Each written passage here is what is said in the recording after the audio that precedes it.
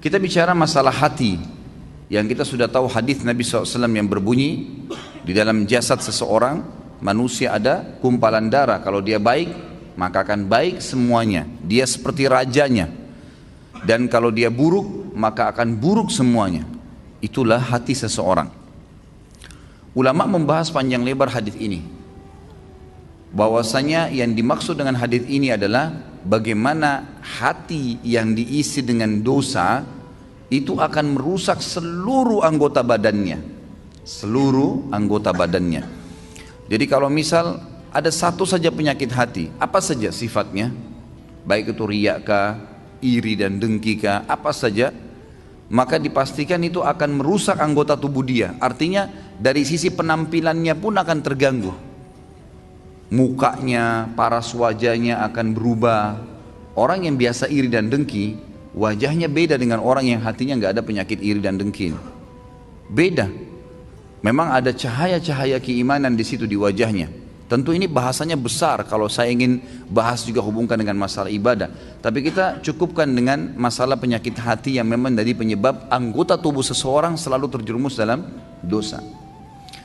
Efek besar sekali terhadap hati yang diisi dengan kemaksiatan itu akan berpengaruh kepada fisik dia, dari rambut sampai ke kaki. Subhanallah, pada saat ulama hadis dengan pekahnya menjelaskan kenapa Nabi SAW pada saat meninggal, mohon maaf ini kalau teman-teman yang punya uban, gitu kan? Tapi kita bicara tentang Nabi SAW. Nabi SAW waktu meninggal tidak memiliki uban kecuali 3 lembar. Umurnya 63 tahun. Ini mungkin kalau orang cuma baca sepintas, oh Nabi SAW memang tidak ada ubannya. Tidak ada sesuatu yang penting bagi dia kalau dia tidak kaji lebih dalam. Tapi kalau kita kaji lebih dalam sebagaimana sebagian ulama hadis, mereka mengatakan apa sebabnya Nabi SAW tidak memiliki uban kecuali 3 lembar di umur 63 tahun. Sementara banyak manusia umur 30 tahun, 40 tahun sudah ubanan.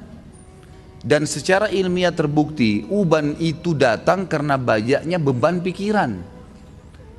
Kalau tidak, maka ada kesalahan teknis dari penggunaan zat-zat ilmiah di rambutnya.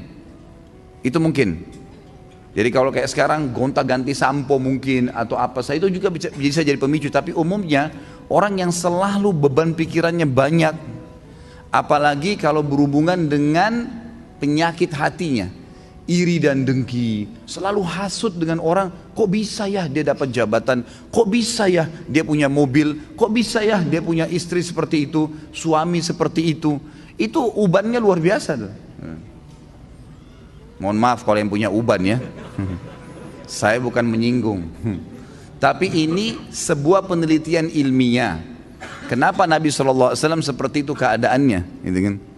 Ternyata ada penelitian yang dihubungkan dengan teknologi sekarang, itu berhubungan sekali. Nabi SAW dikatakan dalam hadis Bukhari oleh Aisyah radhiyallahu anha, Nabi SAW tidak pernah marah, kecuali hukum Allah dilanggar. Kalau yang berhubungan dengan urusan dunia, nggak pernah beliau marah. Lebih banyak memaafkan. Sampai ada seorang sahabat datang mengatakannya, Rasulullah, saya punya kebun nih, pegawai saya banyak, sering buat salah. Yang kurma disortir salah sortirannya, yang diturunkan tunda waktunya, mestinya harus panen sekian banyak, ditunda besok dan seterusnya, banyak masalah nih. Berapa kali kami harus maafkan pegawai kami? Apa jawaban Nabi SAW? Maafkan mereka walaupun sampai 70 kali. Bukan keluarkan, pecat. Nabi SAW lebih lari kepada masalah memaafkan. Ternyata orang kalau lebih mendahulukan untuk sudahlah maafin, ya sudah ikhlaskan, semua berhubungan dengan masalah hatinya ini, itu berpengaruh kepada organ tubuh semuanya. Subhanallah, ketegangannya gitu kan, stres, semuanya itu akan hilang karena dia pelongkan. Dan saya sudah bilang ikhwah dan akhwat rahimakumullah, dalam agama kita kalau ada seseorang berbuat jahat dengan kita, jangan balas kejahatan dengan kejahatan. Enggak boleh orang gunjing kita balas dengan gunjing. Dia dosa, kita dosa, dia dihukum, kita dihukum. Sementara saya sudah bahasakan sering di pertemuan kita, dosa itu pasti punya efek jera yang besar. Kalau kita mencuri 1 juta, hukumannya bukan Allah akan ambil 1 juta dari kita, tapi Allah akan buat kita masuk rumah sakit dibiayai 100 juta. Efek jerah dari 1 juta yang dicuri. Sejam berbuat zina, Allah bisa menghukum dia dengan sebulan sakit. Mungkin dia sempat menendang seseorang karena dia anggap dia punya power, atau seekor kucing yang jalan di jalanan karena menganggap iseng, kucing itu nggak ada apa-apanya, nggak bisa melawan saya, ditendang.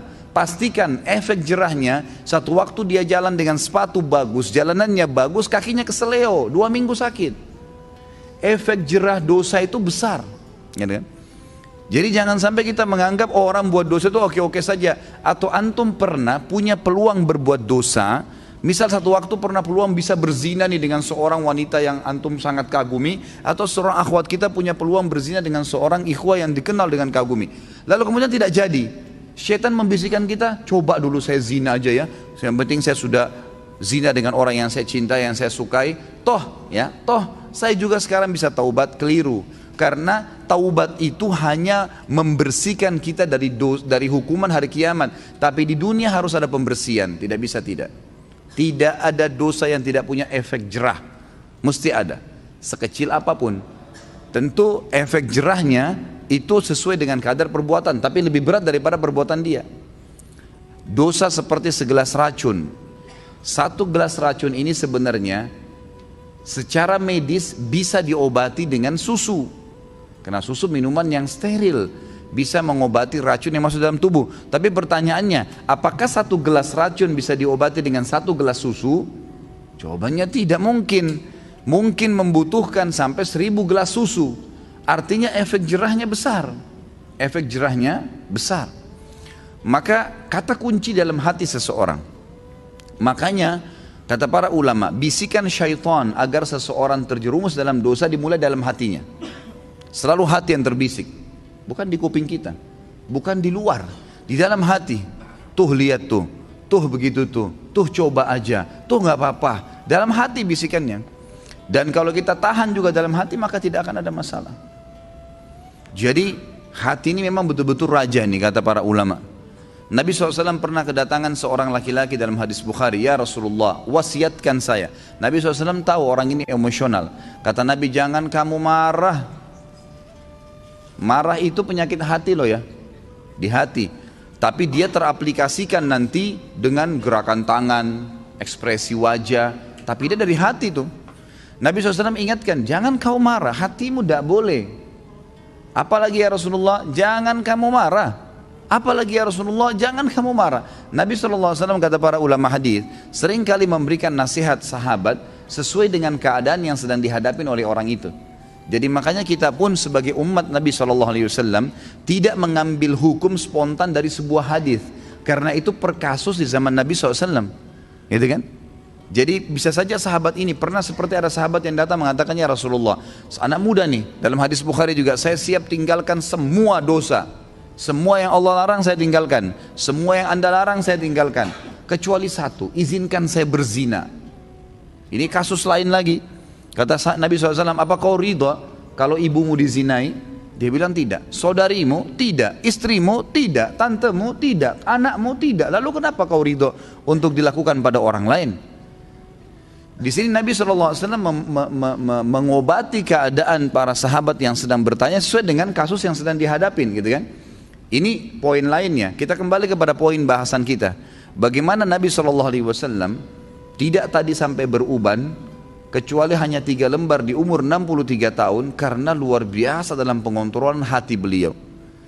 Tidak mudah marah, kecuali hukum Allah. Lebih banyak memaafkan, gitu kan? Dan saya sudah bilang tadi, ikhwan dan akhwat,